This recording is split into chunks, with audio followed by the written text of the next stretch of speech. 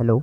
आज हम देख रहे हैं implementation template. In previous video हमने थ्योरी पढ़ी थी टेम्पलेट की कि टेम्पलेट क्या होता है, कैसे उसको डिक्लेयर करते हैं। आज हम इम्प्लीमेंटेशन देखेंगे इसकी।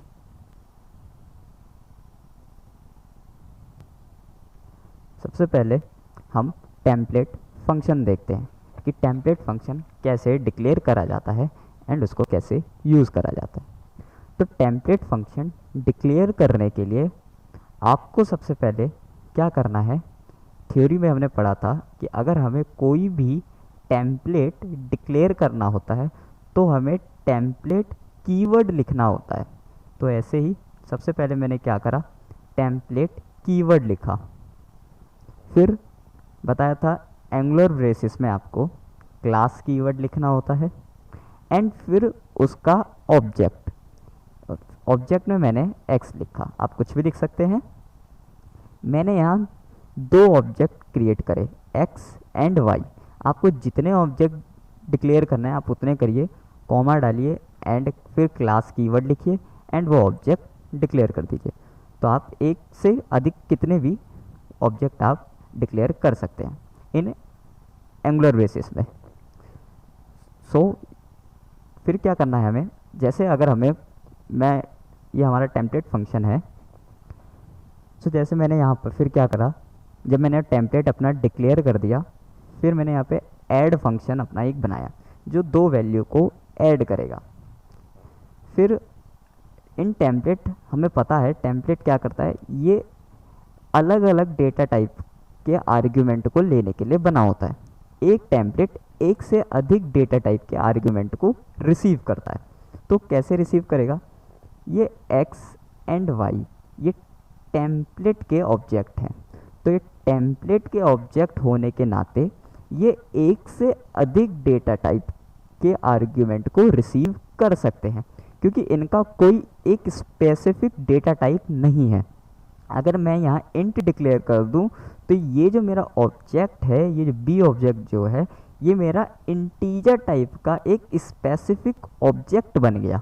बट अगर मैं टेम्पलेट यूज़ कर रहा हूँ तो ये जो मेरा बी ऑब्जेक्ट है एंड ये जो मेरा ए ऑब्जेक्ट है, ये कोई स्पेसिफिक ऑब्जेक्ट नहीं है किसी भी डेटा टाइप का, ये एक टेम्पलेट ऑब्जेक्ट है। और टेम्पलेट की क्या प्रॉपर्टीज़ है, वो किसी भी डेटा टाइप के आर्ग्यूमेंट को रिसीव कर सकता है एंड रिटर्न कर सकता है। तो मैंने ऐसे ही करा, ऐड फंक्शन मैंने डिक्लेयर करा।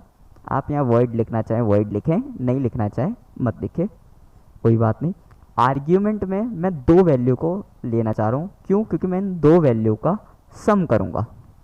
तो मैंने क्या करा, सबसे पहले मैंने एक्स ऑब्जेक्ट टेम्पलेट बना रखा है उसका फिर मैंने एक ऑब्जेक्ट बना दिया a, ओके। एंड फिर y को यूज़ करके मैंने दूसरा ऑब्जेक्ट बना दिया b। फिर मैंने सी आउट की स्टेटमेंट लगा दी a प्लस बी। अगर मेरे को कुछ रिटर्न नहीं कराना है तो इसलिए मैंने सी आउट की स्टेटमेंट लगा दी a प्लस बी। अगर मेरे को रिटर्न कराना है तो सिंपली आप या तो यहाँ पे x लिख दीजिए कि जो आपका टेम्पलेट का ऑब्जेक्ट है वही आपको लिखना है। अगर आपसे एक से ज़्यादा ऑब्जेक्ट आपने टेम्पलेट के डिक्लेयर कर रखे हैं तो आप उनमें से कोई सा भी लिख सकते हैं। मैंने जैसे यहाँ x लिखा, मैं चाहता तो यहाँ y भी लिख सकता था, आपकी मर्ज़ी, क्योंकि ये दोनों ऑब्जेक्ट जो हैं x एंड y ये दोनों सेम है, तो इसलिए आप किसी को भी लिख सकते हैं, कोई एरर नहीं आएगी। तो मैंने x जैसे लिख दिया, तो फिर चाहूँ तो मैं यहाँ फिर रिटर्न करा सकता हूँ। मैंने जैसे रिटर्न की स्टेटमेंट को एक्टिव करा, फिर मैंने रिटर्न की स्टेटमेंट में भी लिख रखा है a प्लस बी। आप चाहे तो यहाँ ये x यहाँ पे लिखने के उसके भी आप रिटर्न ना कराएं तो भी कोई बात नहीं। आप अगर अंदर सी आउट की स्टेटमेंट लिखना चाहते हैं तो भी चलेगा।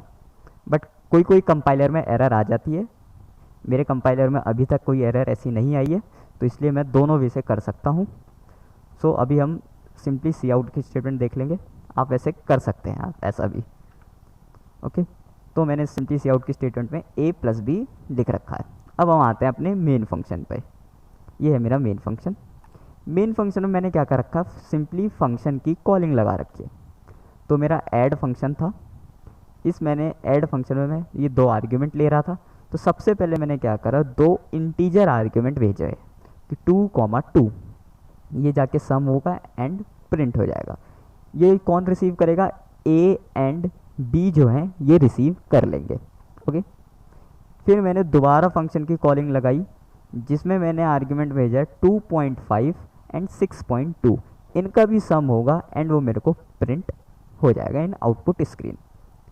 अब आप ये देखिए, मैंने सिर्फ एक ही टेम्पलेट यहाँ डिक्लेयर कर रखा है, सिर्फ एक टेम्पलेट डिक्लेयर यहाँ मैंने कर रखा है, बट मैं एक टेम्पलेट से एक से ज़्यादा डेटा टाइप के आर्ग्यूमेंट को पास करवा सकता हूँ। यही होता है टेम्पलेट फंक्शन, कि आप एक से अधिक डेटा टाइप को कैसे मैंने पास करवाया बिना किसी उसके कि आपको कि कोई टेम्पलेट पहले इंटीजर का अलग डिक्लेयर करो फिर फ्लोट का अलग लॉन्ग का अलग, नहीं, आप एक टेम्पलेट डिक्लेयर करो एंड मेन फंक्शन से आप फिर जितने भी डेटा टाइप के आर्ग्यूमेंट पास करवाना चाहते हो पास करवा दो। इन सी लैंग्वेज थोड़ा टाइप डेफ का ये कॉन्सेप्ट है। टाइप डेफ अगर आपको आता हो, सी लैंग्वेज अगर आपने टाइप डेफ पढ़ा हो, तो टाइप डेफ में भी हम थोड़ा यही करते थे, बट हमें टाइप डेफ यूज़ करके हम उस किसी स्पेसिफिक वेरिएबल को चेंज करवा सकते थे। बट वो कोई ऐसा नहीं है कि अगर मैंने टाइप डेफ कीवर्ड यूज़ कर लिया तो वो वेरिएबल करेक्ट आर्ग्यूमेंट रिसीव करने के लिए रेडी हो जाएगा। नो, आपको पहले उसको चेंज करवाना पड़ेगा फिर वो रिसीव करने को तैयार होता है। तो थोड़ा टाइप डेफ कह सकते हैं, बट लेकिन नॉट प्योर, क्योंकि टेम्पलेट एकदम ही अलग चीज़ है टाइप डेफ से। सो अब इसका आउटपुट देखते हैं, आउटपुट क्या आता है। एंड अभी मेरी आउटपुट स्क्रीन आ गई। आउटपुट स्क्रीन पे आप ये देख सकते हैं, पहले मैंने 2 को भेजा था, जो इंटीजर थे उनका सम हुआ, जिनका सम आया 4, 2 + 2 4। एंड फिर मैंने फ्लोट वैल्यू भेजी 2.5 एंड 6.2, उनका सम आया 8.7, जो अगर आप सम करोगे तो यही आएगा 8.7। तो ये देखा आपने कि कैसे मैंने इंटीजर आर्ग्यूमेंट भेजा एंड फ्लोट आर्ग्यूमेंट भेजा और एक ही टेम्पलेट का मैंने यूज़ करके और उनका सम हो गया। तो टेम्पलेट फंक्शन बहुत इजी कॉन्सेप्ट है, आप चाहे तो वो फंक्शन से रिटर्न भी करवा सकते हैं, और मैंने आपको बता भी दिया कैसे आपको रिटर्न करवाना है। सिंपली आप ये जो ऐड फंक्शन है यहाँ पर आप वो लिख दीजिए जो आपका टेम्पलेट ऑब्जेक्ट है, एंड इन मेन फंक्शन जो आपका ये ऐड फंक्शन है, यहाँ पे चाहे आप यहाँ पे सी आउट की स्टेटमेंट लिख दीजिए, तो आपको वही आउटपुट मिलेगा जो आप यहाँ इन ऐड फंक्शन के अंदर सी आउट की स्टेटमेंट लगाना चाह रहे हैं, सेम आउटपुट मिलेगा, कोई एरर नहीं मिलेगी। नहीं तो आपकी मर्ज़ी, सिंपली आप अंदर ही सी आउट लिख दीजिए, ज़्यादा कोड कॉम्प्लेक्स ना करने के बजाय, जैसे आपकी चॉइस हो। तो अब हम अगले अपने नेक्स्ट टॉपिक पे चलते हैं, जो है टेम्पलेट क्लास। अभी हमने टेम्पलेट फंक्शन डिक्लेयर करना सीखा, अब हम टेम्पलेट क्लास डिक्लेयर करना सीखेंगे कि कैसे टेम्पलेट क्लास डिक्लेयर कर सकते हैं। सो वैसे ही सेम जैसे हमने टेम्पलेट फंक्शन डिक्लेयर करा था, वैसे ही आपको टेम्पलेट क्लास भी डिक्लेयर करनी है। तो सबसे पहले आपको क्या स्टेप लेना है, टेम्पलेट कीवर्ड इन एंगुलर ब्रेसिस आपको अपने ऑब्जेक्ट डिक्लेयर करने हैं। तो मैंने यहाँ पे 2 ऑब्जेक्ट अपने डिक्लेयर कर दिए, एक्स एंड वाई। फिर मैंने अपनी एक क्लास बनाई जो एल लिस्ट नाम की है। फिर उसके अंदर मैंने क्या करा, अपना एक पैरामीटराइज्ड कंस्ट्रक्टर क्रिएट करा। आपको ध्यान रखना है जब आप टेम्पलेट क्लास डिक्लेयर करें कि आपको पैरामीटराइज्ड कंस्ट्रक्टर डिक्लेयर करना मस्ट है। अगर आप टेम्पलेट क्लास डिक्लेयर कर रहे हैं तो आपको पैरामीटराइज्ड कंस्ट्रक्टर डिक्लेयर करना ही पड़ेगा, नहीं तो आपकी टेम्पलेट क्लास नहीं चल सकती। मैंने बहुत ट्राई करा without constructor parameterized constructor create करने का, बट मेरे को हर बार एरर ही आती रही। तो फिर मैंने समझ लिया कि विदाउट कंस्ट्रक्टर ये हो ही नहीं सकता। तो अब हम आगे चलते हैं। इन पब्लिक एक्सेस स्पेसिफायर में मैंने क्या करा, कंस्ट्रक्टर क्रिएट कर दिया एल लिस्ट, एंड उसमें आ रहे हैं 2 आर्ग्यूमेंट। दो आर्ग्यूमेंट आ रहे हैं, अलग अलग टाइप के आएंगे क्योंकि टेम्पलेट टाइप मैंने डिक्लेयर कर रखा है। हम क्या करते थे पहले, अगर सिंपली अगर हम जाएं पैरामीटराइज्ड कंस्ट्रक्टर में, तो हम क्या करते थे, हमने क्लास का नाम लिखा एंड उसके इस ब्रेसिस के अंदर इंटीजर टाइप के या फ्लोट जो भी आपका डेटा टाइप है उसका एंड उसका एक ऑब्जेक्ट, जैसे इंट, जैसे हम ऐसे लिख देते थे। अगर मैं बताऊं आपको कि ऐसे लिखते थे इंट जेड, ऐसा कुछ लिख देते थे पैरामीटराइज्ड कंस्ट्रक्टर में।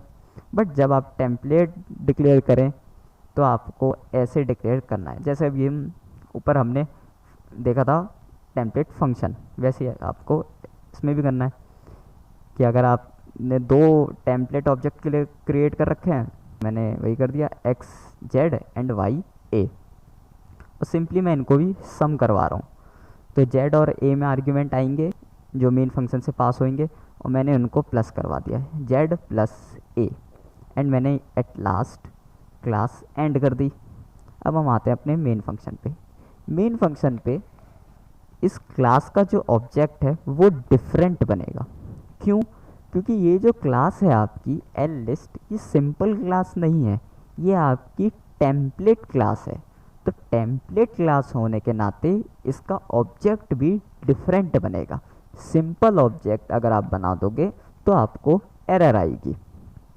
तो आपको ऑब्जेक्ट कैसे डिक्लेयर करना है, क्लास का नाम, फिर एंगुलर ब्रेसिस में आपको वो डेटा टाइप लिखना है जिस डेटा टाइप में आप आर्ग्यूमेंट पास करवाना चाहते हैं। मैंने पहला आर्ग्यूमेंट इंटीजर टाइप में पास करवाना चाहता हूँ, इसलिए मैंने इंट कॉमा इंट लिख रखा है। मैंने दो बार इंट क्यों लिखा, क्योंकि यहाँ पे दो रिसीवर हैं जो दो वैल्यू रिसीव करेंगे एंड दो ही वैल्यू पास हो रही है जो दोनों इंट टाइप की है, तो इसीलिए मैंने दो बार इंट लिखा। अगर आप एक वैल्यू पास करवा रहे हैं तो आपको सिर्फ एक इंट लिखना पड़ेगा। अगर आप दो पास करवा रहे हैं तो आपको दो इंट लिखने पड़ेंगे। अगर आप तीन वैल्यू पास करवाना चाहते हैं इंटीजर की तो तीन इंट, एंड वही फिर पैरामीटराइज्ड कंस्ट्रक्टर में भी आपको तीन आर्ग्यूमेंट रिसीवर बनाने पड़ेंगे। फिर उसके बाद सिंपली क्या करना है, एल लिस्ट का एक ऑब्जेक्ट क्रिएट कर देना है। तो मैंने कर दिया L1। तो क्या हुआ, ये L1 जो है ये अब टेम्पलेट क्लास का ऑब्जेक्ट बन चुका है। जो इसकी प्रॉपर्टीज़ जो है वो टेम्पलेट टाइप की हो गई है, बट इसके अंदर जो अब आर्ग्यूमेंट आएंगे वो सिर्फ इंटीजर टाइप के ही आ सकते हैं। बट ये जो कंस्ट्रक्टर है ये कोई से भी डेटा टाइप का आर्ग्यूमेंट रिसीव कर सकता है। ऐसे ही सेम मैंने फ्लोट में डिक्लेयर करना चाह रहा था, तो मैंने फ्लोट में करा कि एल लिस्ट क्लास का नेम एंड जो आपको डेटा टाइप लिखना है, तो मैंने फ्लोट टाइप में लिख दिए। दो आर्ग्यूमेंट पास करवा रहा था इसलिए मैंने दो बार लिखे फ्लोट। फिर L2 ऑब्जेक्ट, आपको ऑब्जेक्ट का नाम आपको डिफरेंट रखना पड़ेगा, नहीं तो कंपाइलर कंफ्यूज हो जाएगा कि आप एक ही ऑब्जेक्ट को इंटीजर टाइप में बना रहे हैं और एक ही ऑब्जेक्ट को फ्लोट टाइप में, तो कंपाइलर कंफ्यूज हो जाएगा। इसलिए आपको ऑब्जेक्ट का नाम चेंज करना पड़ेगा। तो मैंने लिख दिया यहाँ पे L2 एंड फिर आर्ग्यूमेंट मैंने पास करवा दिया। आइए अब इसका आउटपुट देखते हैं। एंड आप ये देख सकते हैं मेरी आउटपुट स्क्रीन आ गई है। एंड इसमें मैंने पहले 2,2 एक इंटीजर आर्ग्यूमेंट भेजा था जिनका सम 4 आया, एंड फिर मैंने 2.5 एंड 3.5 भेजा जिनका सम 6 आया। अगर आप इन दोनों फ्लोट वैल्यू को प्लस करेंगे तो आपको 6 मिलेगा। ऐसा नहीं कि इसने गलत प्लस करा, सही है। सो हमने देखा टेम्पलेट क्लास कैसे डिक्लेयर करते हैं एंड उससे कैसे उसका ऑब्जेक्ट, मेन आपको ऑब्जेक्ट पे ध्यान रखना है कि टेम्पलेट क्लास का ऑब्जेक्ट हमेशा डिफरेंट बनेगा, सिंपल नहीं बनेगा। जैसे हम प्रीवियस वीडियो में हम क्लास सिंपल क्लास का ऑब्जेक्ट डिक्लेयर करते थे, वैसा आप ऑब्जेक्ट डिक्लेयर नहीं कर सकते। अगर आप टेम्पलेट क्लास पर वर्क कर रहे हैं तो आपको टेम्पलेट ऑब्जेक्ट डिक्लेयर करने पड़ेंगे। जब हम STL पे आएंगे, जब हम STL की वीडियो बननी स्टार्ट होगी तब आपको पता चलेगा कि कैसे टेम्पलेट ऑब्जेक्ट डिक्लेयर करते हैं और सही से, क्योंकि उसमें तो सिर्फ टेम्पलेट ऑब्जेक्ट ही बनाने पड़ते हैं जब STL चालू होगा।